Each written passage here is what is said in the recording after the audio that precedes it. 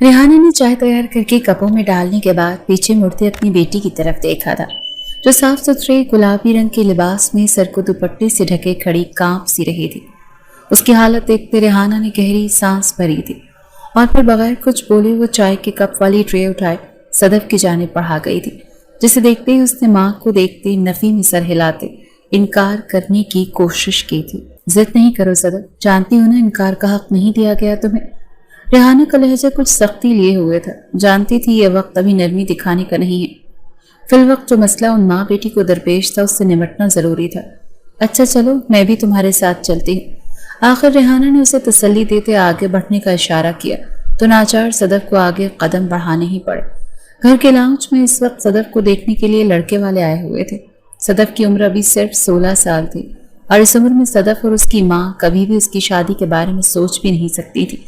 लेकिन वो जिस घर के माहौल में रह रही थी वहां इन दोनों माँ बेटी की कोई औकात नहीं थी, बल्कि यहाँ उन्हें सिर्फ तकलीफ देने की हर मुमकिन कोशिश की जाती। और अब रेहाना की 16 साल बेटी सदफ की इतनी जल्दी शादी भी इन्हीं कोशिशों में से एक थी। सदफ अपने लरसते वजूद के साथ अपनी माँ के हमरा लाउंज में दाखिल हुई थी। यहाँ आने वाले मेहमान के साथ सदफ की दादी, ताई और सौतेली माँ बैठी थी। रेहाना ने मेहमानों पर एक तायराना नजर डाली और चाय की ट्रे टेबल पर रखने लगी। जब उसकी सास का हुक्म हुआ कि वो पीछे हट जाए और मेहमानों को चाय सदफ देगी, जिस पर सदफ घबरा सी गई थी। जबकि रेहाना पीछे हटते सदफ को आगे आने का इशारा करती खुद एक कोने में पड़े सोफे पर जा बैठी। और उसका यहाँ बैठना इस घर की बाकी 3 खवातीन को बिल्कुल भी पसंद नहीं आया था, लेकिन वो कुछ बोली नहीं थी। मैंने सुना था कि साथ लड़का भी आने वाला है।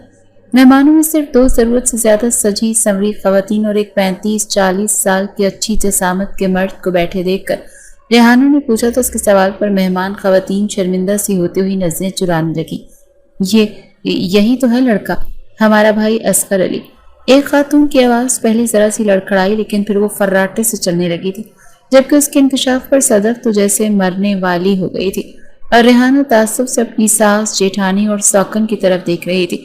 वो तीनों नफरत में इतना आगे बढ़ जाएंगे उसने कभी सोचा भी नहीं था। मर्दों की उम्र भला कौन देखता है बहन, बस थोड़ी सी तो ज्यादा है, मगर आप ये भी तो देखें ना मेरा भाई कितना कमाने वाला है। अच्छी खासी जायदाद है उसके पास और फिर अकलौता है। आपकी बेटी तो ऐश करेगी ऐश।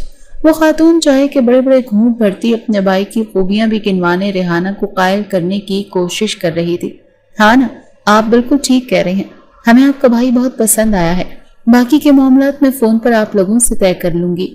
इससे पहले रेहाना कुछ बोलती उसकी जेठानी कलसूम बेगम ने झट बात को जैसे खत्म ही कर दिया था और उसकी बात पर इन खवातीन की बातें खिल सी गई थी कि आखिर कोई इतनी कम उम्र और खूबसूरत लड़की का रिश्ता जो मिलने की उम्मीद नजर आ गई थी। सदफ और उसकी माँ इर्द गिर्द का होश भुलाए एक दूसरे की तरफ देख रही थी। चेहरों पर गहरी परेशानी का बसेरा हो रहा था। अम्मी, ये क्या हो रहा है? हमने ऐसा तो नहीं सोचा था। अम्मी, मेरी पढ़ाई, मुझे भी बहुत सारा पढ़ना था, कुछ बनना था, खुद को और आपको इस गुलामी से आज़ाद करवाना था। सदफ ज़ारो कतार रोती अपनी माँ से लिपटी हुई थी। रेहाना उसके सर पर हाथ फेरते गम की तस्वीर बनी बैठी थी, आंखें जैसे पत्थर की हो चुकी थी।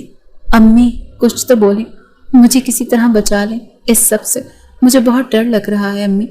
अब की बार सदफ अपनी माँ के हाथ चकड़ती उससे इल्तिजा करने लगी थी। उसका रोना बिलखना ऐसे नहीं था, बल्कि उसके पीछे बहुत बड़ी वजह थी, और वो ये कि उसका आज थोड़ी देर में निकाह होने वाला था उस 40 साल असगर से जिसे उसकी दादी और ताई ने उसके लिए पसंद किया था। उसकी माँ की गई मिन्नतें तरले किसी काम नहीं आई थी और वो किसी कठपुतली की तरह उनकी उंगलियों के इशारों पर नाचने पर मजबूर थी। वो दोनों माँ बेटियां न जाने कब तक अपने गम में डूबी रहती कि एक मुलाजमा दरवेशी खोल अंदर दाखिल हुई थी। उस मुलाजमा की नजरों में भी इन 2 माँ बेटियों के लिए तरस और तरहम की आमेजिश थी।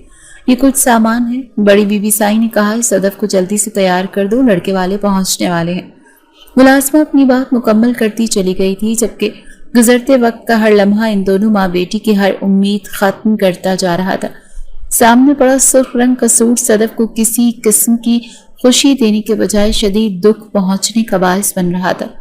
रेहाना इसे बमुश्किल तैयार करती बाहर ले आई थी। यहाँ बस चंद मेहमान थे जिसकी वजह सदफ का 18 साल से कम होना था, इसीलिए निकाह एक तरह से पोशीदा तरीके से किया जा रहा था। सदफ को असगर के साथ बिठाने की थोड़ी देर बाद ही निकाह की कार्रवाई शुरू कर दी गई थी। रेहाना दम साधे खड़ी थी और सदफ का वजूद हिचकियों ले लेता कोले खा रहा था। जब हर तरफ खामोशी थी और सिवाय मौलवी के बोलने के और कोई दूसरी आवाज नहीं थी, उसी वक्त किसी के भारी कदमों की चाप उभरी तो सभी सामने मौलवी से नजरें हटाते आने वाले की तरफ मुतवज्जे हुए, जो काले शलवार कमीज पहने, कांधों पर काली ही चादर ओढ़े, पैरों में पेशावरी चप्पल पहने वो एक एक कदम मजबूत कदोकामत का नौजवान हाशिम खानजादा था, जो कुछ के लिए जरूरी काम की वजह से शहर से बाहर गया हुआ था और आज ही उसकी वापसी हुई थी। वो सदफ के निकाह से मुकम्मल तौर पर अनजान था, इसीलिए हैरानगी से वो सबके चेहरों की तरफ देख रहा था। ये क्या हो रहा है? उसकी भारी आवाज गूंजी तो मौलवी के निकाह के कलमात दोहराते लब भी खामोश हुए थे। कुलसूम बेगम का चेहरा चंद पल को खफीफ सा हुआ, लेकिन फिर वो जल्दी लबों पर मुस्कुराहट लिए अपनी बेटी की तरफ बढ़ी थी। हाशिम, तुम आ गए? आ जाओ बेटा, आ जाओ, सबसे मिलो। मेरी तुमसे फोन पर बात ही नहीं हो सकी, इसीलिए तुम इस सबसे अनजान रह गए। दरअसल आज सदफ का निकाह है, वो एक अच्छा रिश्ता मिल गया था तो माँ जी के साथ हम सबको यही बेहतर लगा कि फर्ज जितना जल्दी अदा हो जाए उतना ही अच्छा है। कुलसूम बेगम लंबी चौड़ी तमहीद बांधती उसके नजदीक चली आई थी। उनकी बात पर हाशिम खानजादा के चेहरे की संजीदगी कुछ और बढ़ी थी।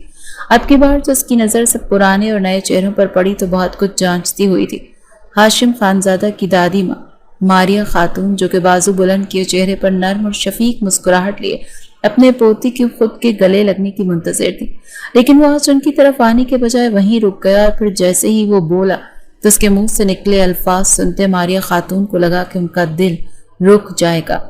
वो जिस लम्हे के आने से डरती थी, हजार वसवसों का शिकार थी और उन्हीं वसवसों और खदशात से छुटकारा हासिल करने के लिए ही तो उन्होंने सदफ का आनन फानन निकाह करते इस घर से निकालने का मंसूबा बनाया था।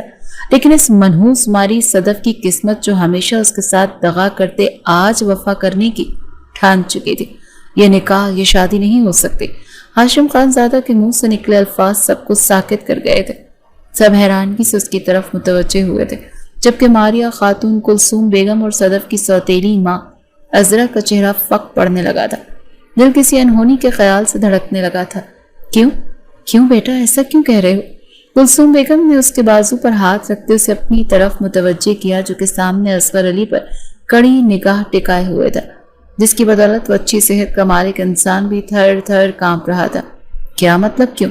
आप लोगों की अकल न जाने कहाँ जा सोई है, जो आपको सदफ और इस इंसान की उम्र में नुमाया फर्क नजर नहीं आ रहा? वो ऊंची आवाज में बोलता अपनी माँ और दादी को देख रहा था। नजरों में तासुफ था और उसकी पत्थर दिल पर। नहीं बेटा, ऐसी बात नहीं है। हम सब ने बहुत ही सोच विचार के बाद ये फैसला किया, बल्कि सब कुछ रेहाना और सदफ पर छोड़ दिया था। ये इन्हीं का फैसला है। कुलसूम बेगम आहिस्ता आहिस्ता उसके बाजू पर हाथ फेरते उसे आराम करने के साथ साथ रेहाना की तरफ धमकी भरी नजरों से देखते एक वक्त में दो काम कर रही थी। उनकी नजर का मतलब रेहाना बखूबी समझ रही थी, इसीलिए वो अपने सूखते लबों पर जबान फेरती खुद भी झूठ भरे अल्फाज बोलने की हिम्मत लाने की कोशिश करने लगी थी। लेकिन उनके कुछ बोलने की नौबत आने से पहले ही हाशिम खानजादा सब कर धमाका कर गया था। सदफ मेरी है और उसकी शादी मुझसे होगी, और ये बात आप सब लोग कान खोलकर सुन लें। हाशिम खानजादा न सिर्फ बोला था, बल्कि वो बगैर झिझके आगे बढ़ा और उसने उसका हाथ पकड़ा तो वहां खानदान के मौजूद अफराद ये सब देखते जैसे पत्थर के हो गए थे, बल्कि सूरत हाल पर भौंचका तो सदफ भी रह गई थी। उसने असगर अली से जान छूटने की दुआएं तो की थी, लेकिन किसी और को अपने लिए तस्वुर भी नहीं किया था। हाशिम खानजादा को तो बिल्कुल भी नहीं, जिसका गुस्सा पूरे खानदान में मशहूर था। और बेचारी मासूम सदफ तो उसके सामने थर थर कांपती थी। कुलसूम बेगम तो ऐसी थी जैसे उन्होंने अपनी जिंदगी की सारी जमा पूंजी ही हार दी हो। मारिया खातून और अजरा बेगम की नफरत उगलती नजरें दोनों माँ बेटी को आंखों ही से सालिम निगलने के चक्करों में थी। सदफ कुछ देर जामिद खड़ी रहने के बाद अपना हाथ हाशिम खानजादा की गिरफ्त से आजाद करवाने की कोशिश करने लगी थी, लेकिन उस पर हैरत का गलबा अभी भी कायम था कि आखिर हाशिम खानजादा उसे कैसे पसंद कर सकता है। वो उसे लेकर अपनी जिंदगी का इतना बड़ा फैसला कैसे कर सकता है, क्योंकि उसने अपनी पिछली 16 साल जिंदगी में तो कभी हाशिम खानजादा को अपनी माँ और खुद के लिए खड़े होते नहीं देखा था, बल्कि वो तो मगरूर जात था जो शायद इस घर में अपनी चच्ची और एक अदद कजन की जात से ही नाबल था। तो आज वो अचानक से इतना बड़ा फैसला न जाने क्यों ले रहा था।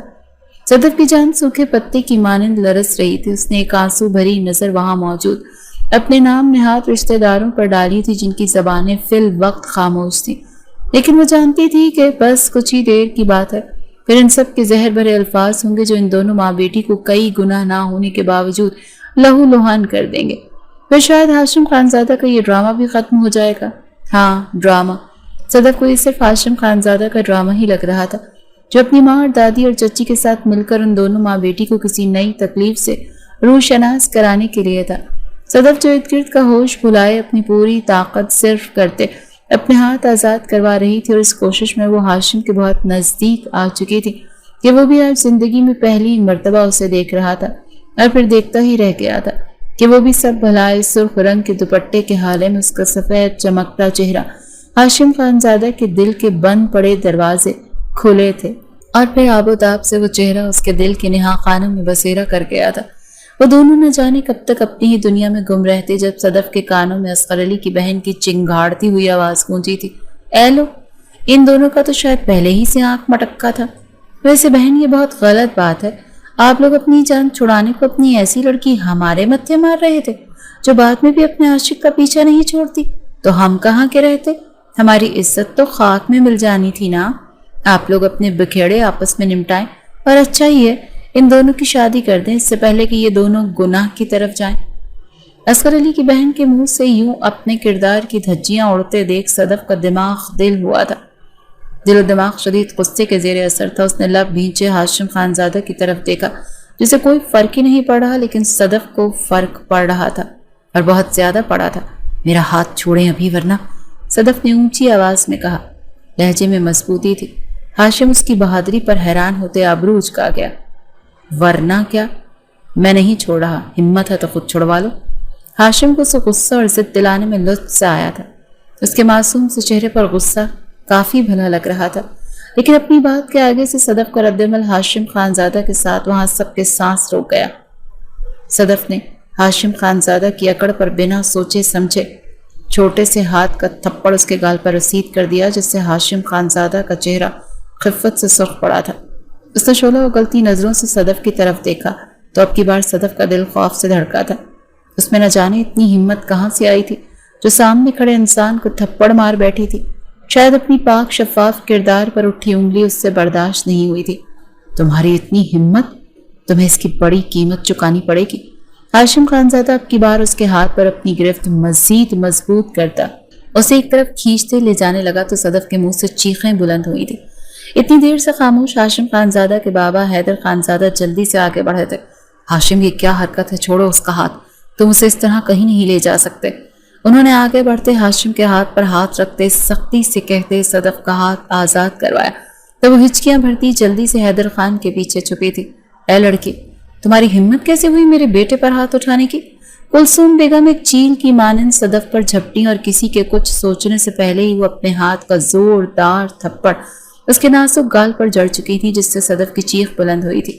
वहां खड़े सब मेहमान कोफ्त से ये तमाशा देख रहे थे। किसी ने आगे बढ़कर सदफ को बचाने की कोशिश नहीं की थी, लेकिन रेहाना तड़पते हुए आगे जाते सदफ को कुलसूम बेगम के शिकंजे से निकालती खुद से लगा गई थी। सदफ अपनी मां से लिपटती धाड़े मार कर रोने लगी थी। उसकी जात को हर लम्हा दो कौड़ी का साबित किया जा रहा था। आज शिद्दत से उसे किसी ऐसे अपने की कमी महसूस हुई थी जो उसके लिए सबके सामने डट कर खड़ा हो जाता। कुलसूम, हद करती हो तुम भी। हैदर खान इस सूरत हाल पर झुंझला से गए थे। क्या मैं भी खान, क्या मैं भी? जब बात इस लड़की पर आई तो आप झट भागे चले आए, और जब उसने मेरे बेटे को थप्पड़ मारा तो आपकी जबान से उफ तक ना निकला। कुलसूम बेगम ऊंची आवाज में चिल्लाई थी। हैदर खान सर नफी में हिलाकर रह गए थे। वो पहले के मामले में इसलिए आगे नहीं बढ़े थे क्योंकि वो भी चाहते थे कि हाशिम खानजादा और सदफ एक हो जाए।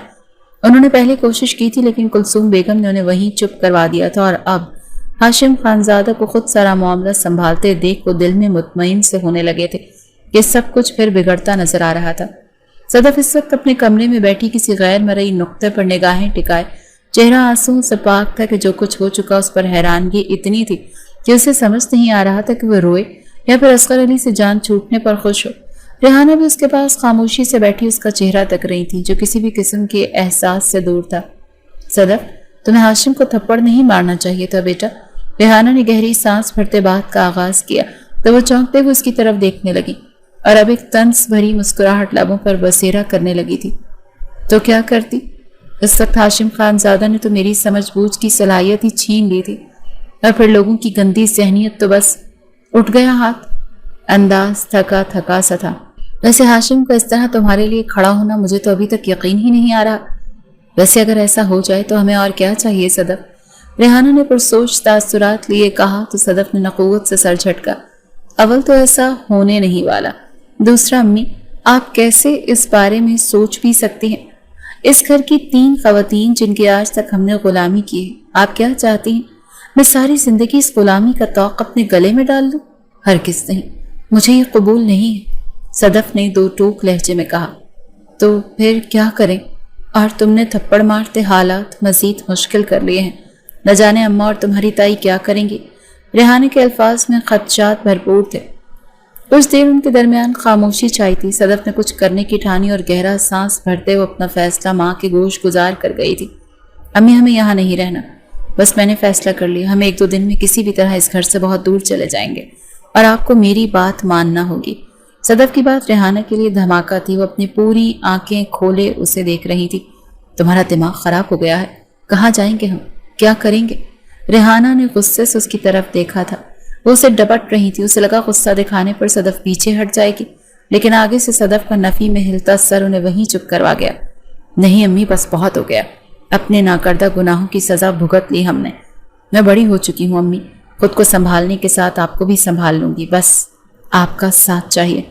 और कहीं रहने की टेंशन ना लें, अल्लाह की ज़मीन बहुत बड़ी है, कहीं न कहीं छत सर छुपाने को मिल ही जाएगी। सदफ का अंदाज अटल था जबकि रेहाना तफक्कुरात भरी नज़रों से उसे देख रही थी। जो भी था, सदफ अभी बच्ची थी, यकीनन जज्बाती बनकर सोच रही थी, जबकि रेहाना इस दुनिया और इस दुनिया में मौजूद भेड़ियों के बारे में अच्छे से जानती थी।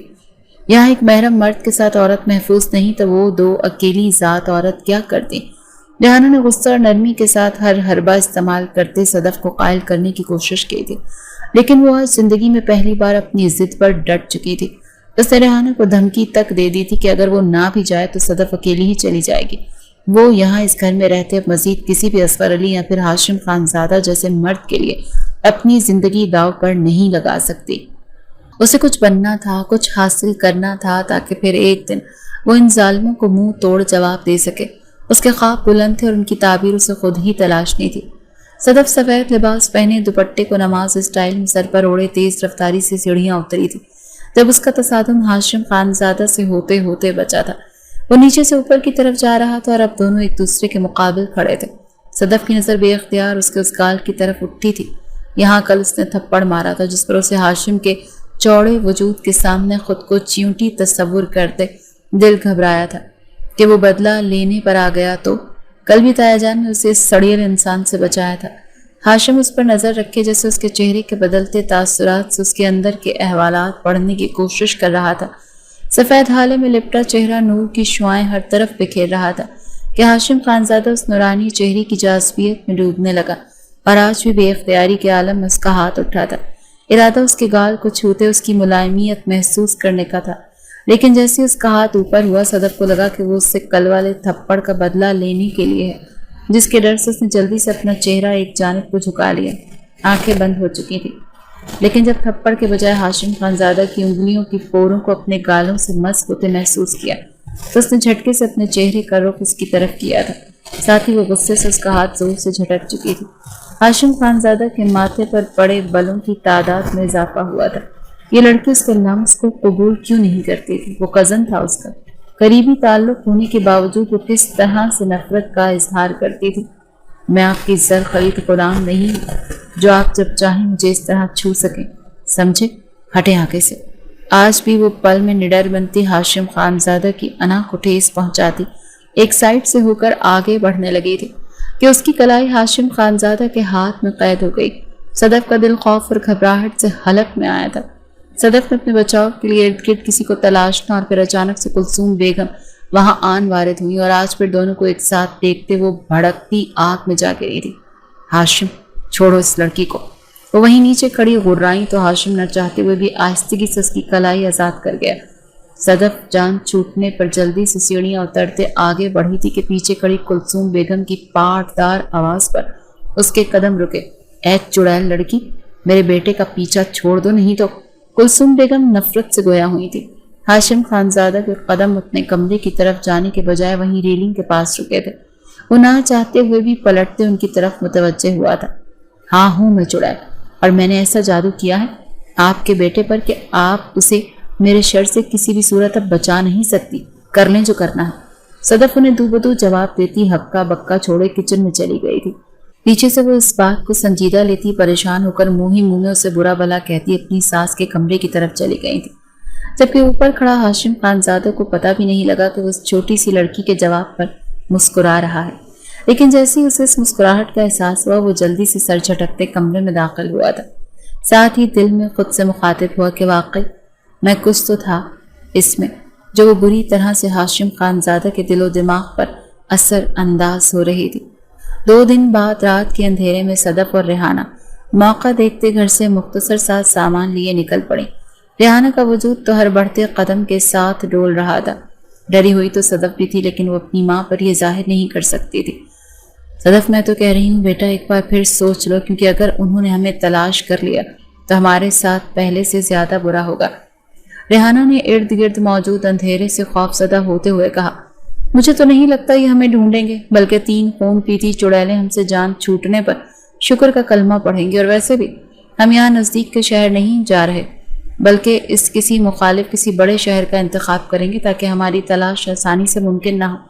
صدف جیسے ہر پہلو پر اچھے سے سوچ چکی تھی، لیکن ایک دن میں یہاں ضرور پلٹوں گی۔ آخر کو اپنے باپ کی جائیداد کی اکلوتی وارث ہوں میں، اور اپنا حصہ میں اتنی آسانی سے کلثوم بیگم اور اس کے بیٹے کو ہڑپنے نہیں دوں گی۔ وہ اپنی ماں پر اپنے مستقبل کے عزائم ظاہر کرتی اسے مزید ڈرنے پر مجبور کر گئی تھی۔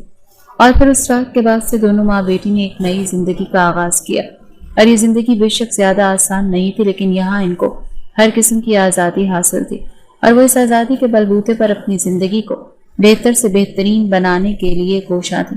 صدف نے اپنی پڑھائی کو جاری رکھنے کے ساتھ ٹیوشن سینٹر میں ٹیوشنز پڑھانا شروع کر دیا، جس سے بس اس کی پڑھائی کا خرچہ ہی بمشکل چلتا۔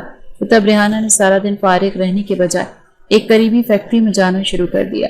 یہاں پر عورتوں کے لیے الگ سے کام کا سیکشن بنایا گیا تھا۔ صدف اپنی ماں سے کوئی کام لینا تو نہیں چاہتی تھی، لیکن مجبوری تھی کہ اس کے علاوہ اور کوئی چارہ بھی نہیں تھا۔ صدف میڈیکل کی تعلیم حاصل کر رہی تھی اور اس کا خواب ڈاکٹر بننے کا تھا، جس کے لیے وہ دن رات جد و جہد کر رہی تھی۔ اس گھر میں رہتے اپنی پڑھائی جاری رکھنا آسان نہیں تھا۔ صدف نے اپنے شوق کی خاطر بہت بار سب کے سامنے ذلیل ہوئی تھی، اور آج وہی پڑھا ہوا اس کے کام آ رہا تھا۔ وہ کچھ عرصے بعد اس قابل ہو جاتی کہ وہ اپنے پیروں پر کھڑی ہو سکتی تھی۔ صدف تھکی ہاری سی گھر میں داخل ہوئی تو ریحانہ برآمدے کی چوکھٹ پر بیٹھی سوچوں میں گم تھی۔ وہ دونوں ماں بیٹی ایک دارالامان میں رہ رہی تھی اور یہاں انہیں کافی سہولیات میسر تھیں۔ امی کن سوچوں میں گم ہے؟ صدف نے کمرے میں جانے کے بجائے انہی کے پاس بیٹھتے ہوئے پوچھا تھا، ساتھ ہی ساتھ اپنی ماں کی تھکاوٹ زدہ چہرے کو بغار تکا تھا۔ اس چہرے پر وقت سے پہلے ہی بڑھاپا چھانے لگا تھا کہ زمانے کی ستم ظریفی ان کی خوشیوں کو نگل ہی گئی۔ میں سوچ رہی ہوں کہ اگر تمہارے بابا زندہ ہوتے تو آج یوں ہمیں در در کی ٹھوکریں نہ کھانی پڑتی۔ تم تو جانتی ہو تمہارے کتنے لاٹ اٹھایا کرتے تھے، لیکن ہماری قسمت کے ایک وہی واحد سہارا تھے اور انہیں ہم سے چھین لیا گیا۔ وہ کوئی کیفیت میں بول رہی تھی، شاید کسی سنہری یادوں کے جہان میں پہنچی ہوئی تھی۔ صدف کے والد وحید خانزادہ اور ریحانہ کی پسند کی شادی تھی۔ دونوں ایک ساتھ پڑھتے تھے۔ یہاں ان کی پسندیدگی شروع ہوئی۔ ریحانہ ایک الگ ذات سے تعلق رکھنے والی اور ایک بےحد قریب لڑکی تھی، لیکن محبت بھلا کہاں امیری غریبی اور ذات پات دیکھتی ہے۔ تو وہ دونوں بھی محبت کی منزل کی پہلی سیڑھی پر قدم رکھتے، پھر آگے سے آگے بڑھتے چلے گئے۔ وحید خانزادہ جو گھر میں بات کرتے ڈر رہے تھے، کیونکہ وہ گھر والوں کی شدید رد عمل سے بخوبی واقف تھے۔ ان کے باپ سکندر خان بہت سخت مزاج کے تھے کہ وحید کبھی ان سے بات کرنے کا حوصلہ ہی نہ کر سکے، اور وہ چپ چاپ اپنی ماں اور باپ کی پسند پر راضی ہوتے اپنے بڑے بھائی کی سالی سے شادی کرتے اسے گھر لے آئے تھے۔ ان کی بھابھی اور بیوی ان کی ماموزاد بھی تھیں۔ ان کی اس شادی سے ریحانہ بالکل انجان تھی کہ وحید ان کا دل توڑنے سے بھی گھبراتے تھے۔ پہلے انہوں نے ریحانہ سے رابطہ کم کرنے کی کوشش کی تھی۔ ایک دن ریحانہ نے روتے بلکتے نے بلایا تھا، وہ دل کے ہاتھوں مجبور ان کے پاس جا پہنچے۔ ریحانہ کی ماں کی حالت بہت خراب تھی، وہ ہاسپٹل میں داخل تھی۔ ریحانہ نے سہارے کے لیے وحید کو بلایا تھا۔ ریحانہ کی ماں اپنی آخری سانسیں گن رہی تھی، لیکن اپنی بیٹی کے اکیلے رہ جانے کے خیال سے وہ تڑپ رہی تھی، اور تب انہوں نے وحید کے آگے ہاتھ جوڑتے ریحانہ کو اپنے نکاح میں لینے کا کہا تھا۔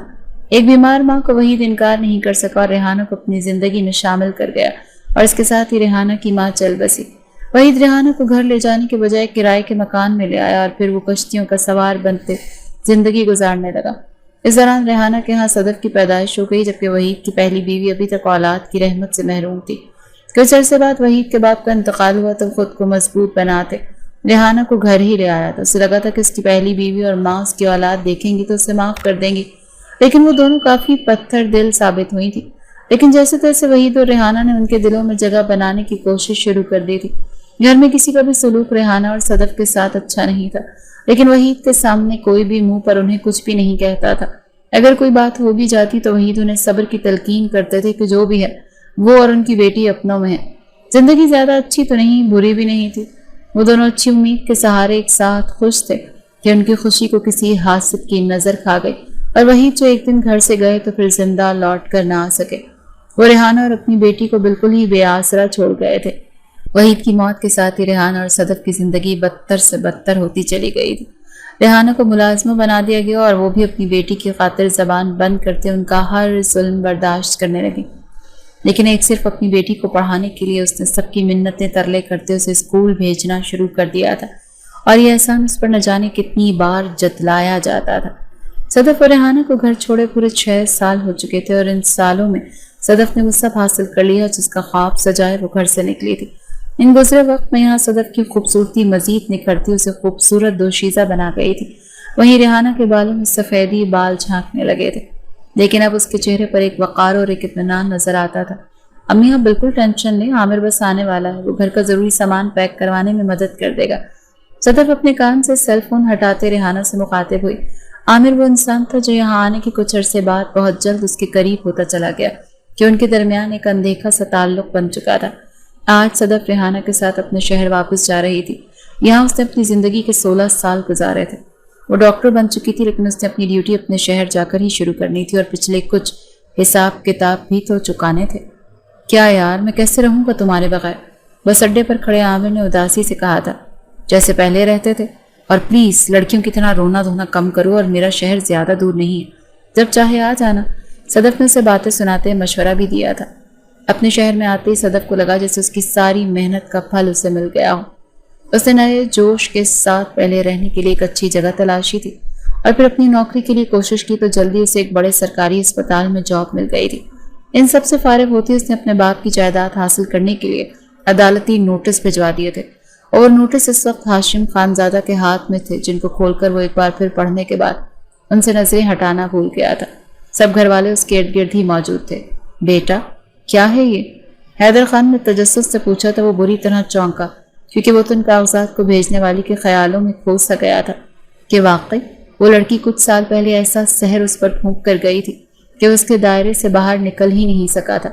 اس نے اب تک شادی نہیں کی تھی کیونکہ وہ دل اور دماغ میں پوری طرح صدف کو بسا چکا تھا، تو اپنی زندگی میں بھی اسے ہی بسانا چاہتا تھا، جبکہ گھر والے اس کے خیالات سے ہی انجان تھے۔ بابا یہ صدف خان کی طرف سے اپنے باپ کا حصہ لینے کے کاغذات ہیں۔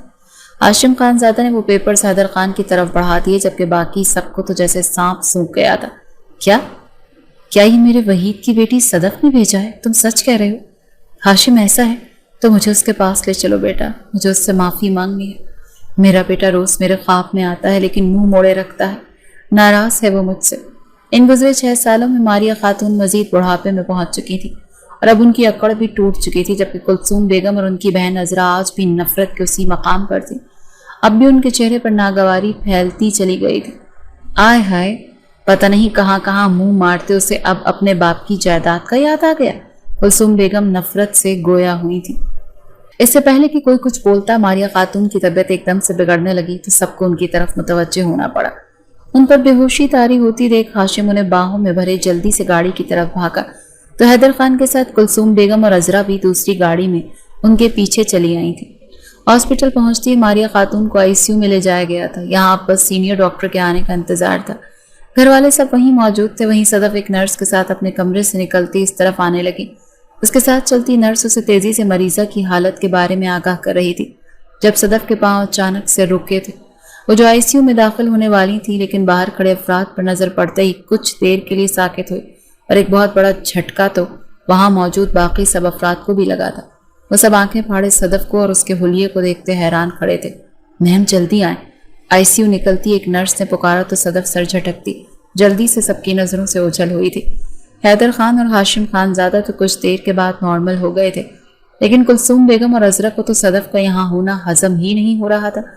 काफ़ी देर बाद जैसे ही सदफ बाहर आई तो हैदर खान और हाशिम जल्दी से उसकी तरफ बढ़े थे, लेकिन सदफ सिर्फ एक डॉक्टर की तरह उन्हें मारिया खातून की हालत से आगाह करती वहां से चली गई थी।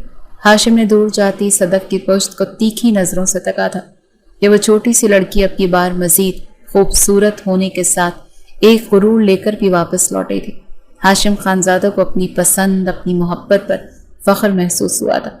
मारिया खातून को हॉस्पिटल में आज दूसरा दिन था और उनकी तबीयत कुछ बेहतर थी, जिसकी वजह से शायद उन्हें आज छुट्टी मिल जाती।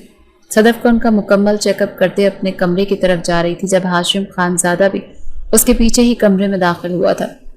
ये आप कैसे बगैर इजाज़त मेरे कमरे में आ रहे हैं? जाएं यहाँ से।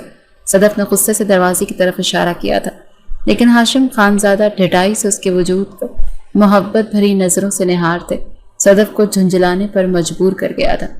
ये क्या बदतमीज़ी है मिस्टर, मैं कह रही हूँ निकलें कमरे से, सदफ चिल्लाई थी। ये कहाँ बदतमीज़ी है डियर? बदतमीज़ी तो वो थी जो तुमने 6 साल पहले की थी। पहले मुझ पर जादू किया, फिर गायब हो गई कि तलाश करने पर भी नहीं मिली, और अब अगर सामने आ गई हो तो फिर भी दूर जाने की कोशिश। हाशिम खानज़ादा एक एक कदम आगे बढ़ाते उसके नज़दीक आने लगा कि सदफ उल्टे कदम चलती अपनी चेयर पर जा बैठी, लेकिन हाशिम के कदम नहीं रुके। वो उसकी चेयर के दो अतराफ अपने हाथ टिकाता उस पर झुकाया। सदफ आंखें फाड़े उसे देख रही थी। कुछ कहने को उसके लब लर्जे थे कि हाशिम मजीद उस पर झुका तो वो लब भींच गई। अगर आज वो फिर से उसे छूता तो सदफ ने उसे थप्पड़ मारने का पक्का इरादा कर लिया था। बेफिक्र रहो, आज तुम्हें नहीं छूऊंगा, बल्कि तब तक नहीं जब तक तुम्हारा महरम नहीं बन जाता, और बहुत जल्द मैं तुम्हें अपने नाम के साथ जोड़ते अपनी जिंदगी में शामिल कर लूंगा। वो भारी लेकिन धीमी आवाज में बोलता सदफ को अपने अल्फाज से कुछ हैरान कर गया था। सदफ ने उसके सीने पर दोनों हाथ जमाते उसे पीछे की तरफ धकेलने की कोशिश की तो वो शराफत से उसके सामने से हट गया था। आप पागल हो चुके हैं, जो कुछ भी बोले जा रहे हैं, सदफ ने बोलते हुए बगौर उसका जायजा लिया था। दिल जिस बात की तरफ इशारा कर रहा था, क्या वो सच थी? पागल नहीं हूँ, हाँ, मगर तुम्हारी मोहब्बत में गिरफ्तार हूँ, इसीलिए तो अब तक तुम्हारा इंतजार किया है। हाशिम खानज़ादा वाज़े लफ्ज़ों में बोला तो सदफ के मुंह पर कफल लगा था। दिलो दिमाग में जंग सी छिड़ी थी कि कुछ साल पहले उसे वो सब हाशिम का ड्रामा लगा, तो क्या वो तब से उससे मोहब्बत कर रहा था? मोहब्बत? आपके और मेरे दरमियान की मोहब्बत कब आई? सदफ दोनों बाजू सीने पर बांधे हैरानगी से इस्तफसार करने लगी थी। शायद तब जब पहली बार मैंने तुम्हारा हाथ पकड़ा था, या फिर तब जब सीढ़ियों पर हम आमने सामने खड़े थे और तुम सफ़ेद लिबास में लिपटी किसी नशे की तरह मेरे हवास पर छाने लगी थी। मगर तब मैं अनजान था, अनजान ही रहता जो अगर तुम सब कुछ छोड़ कर न चली जाती। तुम्हारी दूरी ने मुझ पर तुम्हारी मोहब्बत आश्कार की थी। वो कौल तुम्हारे कि तुमने मुझ पर अपना सहर फूंका था। वो खोई खोई कैफियत में बोलता जैसे उन पुरानी सी यादों में खो सा गया था। पहली बार बस तुम्हें 40 साल असगर अली से बचाने के लिए तुम्हारा हाथ पकड़ा गया था, और वो ज़रा सा लम्स मेरे दिल पर ऐसा नक्श हुआ कि फिर किसी और लम्स की चाह ही नहीं रही। हाशिम खानज़ादा बगैर झिझके खुलकर एतराफ़ मोहब्बत कर रहा था, और सदफ के दिल के बंद दरवाजे जो हमेशा से बंद थे आज खुलने की जस्तजू करने लगे थे, जिस पर वो घबरा सी गई थी कि उसे याद आया था कि उसे इस घर में नफरत सदा माहौल में नहीं जाना। आप, सदफ ने कुछ बोलने के लिए लब वाक किए ही थे कि कोई खटाक से दरवाज़ा खुलता कमरे में चला आया था। सरप्राइज! आने वाला आमिर था, जो इर्द गिर्द देखे बगैर दोनों बाजू वाक करते खुशी से चिल्लाया था। इस शख्स का बेधड़क कमरे में आना और अब सदफ से उसकी बेतकल्लुफी का अंदाज देखते हाशिम खानज़ादा का चेहरा गुस्से से सुर्ख पड़ने लगा था। सदफ ने बगौर उसके सख्त होते तेवर देखे थे और फिर खुश दिली से हंसती हुई आगे बढ़ती आमिर के दोनों बाजुओं को नीचे झटक गई थी। तुम यहाँ? खैरियत? अभी कुछ दिन पहले तो मैं आई हूँ, सदफ ने मुस्कुराते लहजे में पूछा था।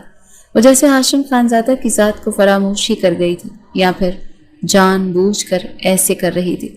बस मैंने कहा था ना कि मेरा तुम्हारे बगैर दिल नहीं लगता, तो मैंने भी ड्यूटी के लिए यहाँ अप्लाई कर दिया। कैसा? वो चहकते हुए अपनी कारकर्दगी बताने लगा तो सदफ उसके पागलपन पर हंसती थी। हाशिम ने जलते कुड़ते अपने पास वजूद टेबल को उंगली से बजाते उन्हें अपनी तरफ मुतवज्जे किया था। ओके, मैं चलता हूँ, अपना ख्याल रखना, اور غیر ضروری باتوں اور لوگوں سے پرہیز کرنا۔ کل ملیں گے، اللہ حافظ۔ ہاشم خان زادہ بات تو صدف سے کر رہا تھا، لیکن اس کی غصے بھری آنکھیں عامر پر ٹکی تھیں، جس پر وہ ناسمجھی سے اسے دیکھنے لگا تھا۔ یہ کون تھا بھائی؟ ہاشم کے کمرے سے نکلتے ہی عامر نے حیرانگی سے پوچھا تھا۔ اس کے سوال پر صدف ایک گہری سانس بھرتی کمرے میں موجود کرسی پر جا بیٹھی تھی۔ یہ میرا وہی ماضی ہے، یہاں سے میں 6 سال پہلے چلی تھی اور اب وہیں پر آ کر کھڑی ہو گئی۔ صدف تھکن زدہ لہجے میں بولتی عامر کو ساری بات بتاتی چلی گئی، جسے سنتے ایک اچھا دوست ہونے کے ناطے عامر نے اسے ڈھیروں مشوروں سے نوازتے سے ہی راستہ چننے کی ترغیب دی تھی۔ ہاسپٹل کے کوریڈور میں کھڑی صدف عامر کے ساتھ کسی مریض کی فائل کو لے کر بات کر رہی تھی جب ہاشم خان زادہ وہاں پہنچا تھا۔ وہ آج ماریہ خاتون کے کچھ ٹیسٹ رپورٹ لینے کے مقصد سے ہاسپٹل آیا تھا۔ دل میں صدف سے ملاقات، اسے دیکھنے کی خوشی بھی تھی، لیکن جیسے ہی صدف کو عامر کے قریب کھڑے پایا وہ بری طرح سلگا تھا۔ دونوں باتیں کرتے ہنس رہے تھے۔ السلام علیکم۔ ان کے نزدیک آتے ہاشم نے اپنی بھاری آواز میں بولتے انہیں چونکا دیا۔ عامر تو آج بھی اس کی نظریں خود پر جمی پا کر جلدی سے وہاں سے ہٹ گیا تھا۔ وعلیکم السلام، آپ یہاں؟ خیریت؟ صدف نے فائل کو بند کرتے سنجیدگی سے پوچھا تھا۔ دادی جان کی رپورٹس لینی تھی اور تمہیں ان کا پیغام دینا تھا کہ وہ تمہیں بہت یاد کر رہی ہیں۔ گھر کب آؤ گی؟ یہ سوال کرتے ہاشم خان زادہ کے لہجے میں بے چینی اور بے تابی سی تھی۔ اس گھر میں آنا اب میرے لیے ممکن نہیں ہے۔ ہاں، مگر اس گھر سے حصہ مجھے ضرور چاہیے، اور میرے خیال میں اس کام میں دیر نہیں ہونی چاہیے۔ نوٹس بھیجے کافی دن ہو گئے۔ صدف کے صاف انکار پر ہاشم کے چہرے پر پرسوچ سے تاثرات چھائے تھے۔ لیکن ایک دن میری بیوی کی حیثیت سے تو ہاشم خان زادہ کی بات مکمل ہونے سے پہلے ہی صدف اسے ٹوک گئی تھی۔ آپ کس خوش فہمی میں نہ رہیے گا۔ اس دن آپ نے محبت کا اظہار کیا، میں نے سن لیا، لیکن اسے قبول نہیں کیا، اور میں ایسی جگہ ہرگز نہیں جاؤں گی یہاں کچھ لوگوں کے لیے میرا وجود انچاہا ہو۔ مجھے شادی کرنی ہے، مگر یہاں میرے شوہر کے ساتھ اس گھر والے بھی مجھے عزت اور پیار دیں، اور ایسا یقیناً آپ کے گھر ممکن نہیں، تو مجھے بیوی بنانے کی سوچ دل و دماغ سے نکال دیں۔ صدف دو ٹوک انداز میں اپنی بات کہتی ہاشم کے سامنے سے ہٹ گئی، جبکہ ہاشم کچھ دیر وہیں کھڑا رہا۔ تمہارے ہاسپٹل میں تمہاری دادی ایڈمٹ تھی، تم نے مجھے بتایا ہی نہیں۔ ریحانہ نے اس کے آگے چائے کا کپ رکھتے پوچھا تو وہ چونکی تھی۔ آپ کو کس نے بتایا؟ اس نے اچھمبے سے پوچھا۔ بس چل گیا پتہ۔ تم اٹھو، جلدی سے یہ چائے ختم کرو، اچھے سے کپڑے پہن لو، کچھ لوگ آ رہے ہیں تمہیں دیکھنے کے لیے۔ اپنی ماں کی بات پر اسے کوئی خاص فرق نہیں پڑا۔ وہ آج کل اس شادی کے لیے کچھ زیادہ ہی اتاولی ہو رہی تھی، لیکن اس کے دل میں اچانک سے ہاشم کا خیال تھا جو اس دن کے بعد سے کبھی اس کے سامنے نہیں آیا۔ تو کیا وہ پیچھے ہٹ چکا تھا؟ صدف نے اپنی چائے کا پہلا گھونٹ بھرا ہی تھا جب دروازے پر دستک ہو گئی تھی۔ ریحانہ جھٹ آگے بڑھتے دروازہ کھول گئی، جبکہ صدف نے اپنی ماں کی تیزی سے دیکھتے نفی میں سر ہلایا۔ نہ جانے کون لوگ تھے جن کے لیے وہ اتنا بے قرار ہو رہی تھی۔ آنے والے مہمانوں کو دیکھتے ساکت تو صدف بھی ہو گئی تھی۔ ہاشم خان زادہ اپنے گھر کے سب افراد کے ساتھ صدف کے گھر میں موجود تھا، اور سب کے چہروں پر کھلی مسکراہٹ صدف کو شدید حیرانگی سے دوچار کر رہی تھی۔ کلثوم بیگم اور عذرا بیگم کی تو آج کایا ہی پلٹ چکی تھی۔ لگ ہی نہیں رہا تھا کہ وہ دونوں ان کی دشمن رہی ہیں۔ آنے کی تھوڑی دیر کے بعد ہی حیدر خان نے ایک فائل صدف کی طرف بڑھا دی، جس میں اس کے حصے کی جائیداد کے سارے پیپرز تھے۔ صدف نے گمسم سی حالت میں وہ فائل پکڑی ہی تھی کہ کلثوم بیگم مسکراتے چہرے کے ساتھ ریحانہ سے صدف کو ہاشم کے لیے مانگنے لگی۔ اس دوران ہاشم بس خاموشی سے صدف کو دیکھ رہا تھا، جسے شاید اپنی آنکھوں اور کانوں پر یقین ہی نہیں آ رہا تھا۔ پھر آنن فانن سب کچھ طے ہوتا چلا گیا۔ ریحانہ تو جیسے اسی انتظار میں تھی کہ ایک بار صدف کی مرضی جاننا بھی اس نے گوارا نہیں کیا، جس پر صدف منہ بناتی رہ گئی تھی۔ سب کی خاطر مدارات کے لیے صدف کچن میں آئی تو کچھ دیر کے بعد ہاشم بھی وہیں چلا آیا۔ آپ یہاں کیوں آ گئے؟ وہیں چلیں، سب کے ساتھ بیٹھیں۔ صدف آج ہاشم کو دیکھتے جھجک کا شکار ہوئی تھی، اور اس کی نوکری اسے شرم سے سرخ بھی کر رہی تھی کہ اس کے دیکھنے کا انداز ہی ایسا تھا۔ میں تم سے تمہاری رضامندی جاننے آیا ہوں، تمہاری ساری شرائط پوری کرتے یہاں آیا ہوں، تو کیا اب تمہیں میں قبول ہوں؟ اس کے بالکل پاس آ کر کھڑا ہوتا بھاری آواز میں بولا تو صدف کی نظریں جھکی تھی۔ تم شرما رہی ہو؟ ہاشم کی آواز مسکراتی ہوئی تھی۔ نہیں تو؟ اور آپ ہٹیں آگے، مجھے چائے تیار کرنی ہے، اور ویسے مجھے آپ کا پرپوزل قبول ہے، تبھی کچن میں آپ سب کی خاطر تواضع کے لیے موجود ہوں۔ وہ اپنا رخ پلٹتی مضبوط لہجے میں جواب دے گئی تھی کہ ہاشم مسکرانے لگا تھا۔ شکریہ، مہربانی اس نوازش کے لیے، ہاشم خان زادہ دل فریب لہجے میں بولا تو صدف نے چہرے کا رخ ذرا ترچھا کر دے اس کی طرف دیکھا جو مکمل اس کی طرف متوجہ تھا۔ ویسے یہ کایا پلٹ کیسے ہوئی؟ صدف کا اشارہ ہاشم بخوبی سمجھ گیا، جس پر اس کے چہرے کی مسکراہٹ گہری ہوئی تھی۔ بس تھوڑا ایموشنل بلیک میل کرنا پڑا اور سب سیٹ ہو گیا۔ آخر کو اکلوتا بیٹا ہوں، اپنی بات منوانا جانتا ہوں، وہ فخر سے بولتا صدف کو نفی میں سر ہلانے پر مجبور کر گیا۔ اچھا اب آپ باہر جائیں، سب کیا سوچیں گے؟ سب کی موجودگی میں ہاشم کا یوں بے دھڑک یہاں کھڑے ہونا اسے خفت سے دو چار کر رہا تھا، اور پھر وہ لرزتے ہاتھوں سے کام بھی نہیں کر پا رہی تھی۔ اچھا ابھی تو میں جا رہا ہوں، لیکن باہر جا کر تمہیں جلد از جلد حاصل کرنے کی اجازت لینے لگا ہوں کہ اب تمہیں مکمل پا لینے کے لیے میں بہت بےتاب ہوں۔ وہ بے باکی سے بولتا صدف کو بوکھلاتے ہوئے کچن میں چلا گیا۔ صدف کے چہرے پر شرمیلی سی مسکراہٹ پھیلی تھی کہ آج وہ اپنی محنت اور صبر سے سب کچھ حاصل کر چکی تھی۔